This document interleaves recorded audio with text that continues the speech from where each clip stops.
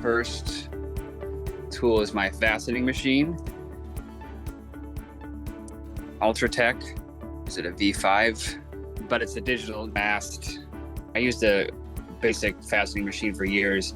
And when I got this one, during the pandemic, it was just a totally different level of precision. I can be precise to the hundredth of a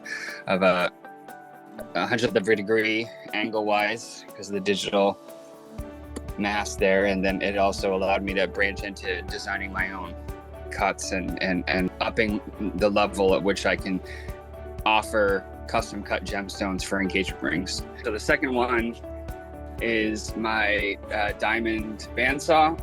You can change, I've got a diamond blade, which I usually use on there. The reason it's one of my key tools is I do a lot of stone inlay. When I first started, I had to do it with like cutting little notches from the side on the stones and then like breaking those notches off and then just a ton of grinding away to do inlay in the round. So, inlay into rings. And what the diamond bandsaw allowed me to do, and it's the only thing that allows me to do this, is I can mark a half circle on a piece of rough and then cut it out and perfectly. And I have barely any grinding to do. All right, next one is my setting scope. So yeah, Leica, it's got the light down there. Screwed into my bench. Years ago, a jeweler friend of mine in Chicago was telling me about setting stones. And he was like, setting emeralds and white gold. I just couldn't even do it before I got a setting scope, but you just can't see it.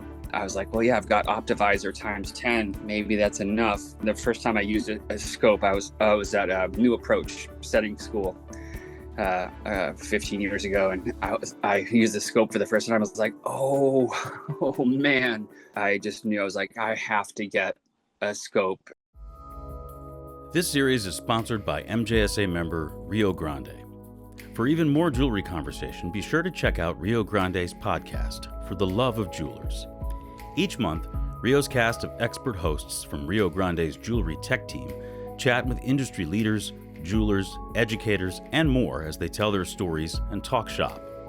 Ideal for anyone interested in jewelry. You'll gain valuable insights, discover new tools and processes, and enjoy a laugh or two along the way. Listen to For the Love of Jewelers podcast, wherever you get your podcasts, or on Rio Grande's website at www.riogrande.com. Search podcasts. Calipers.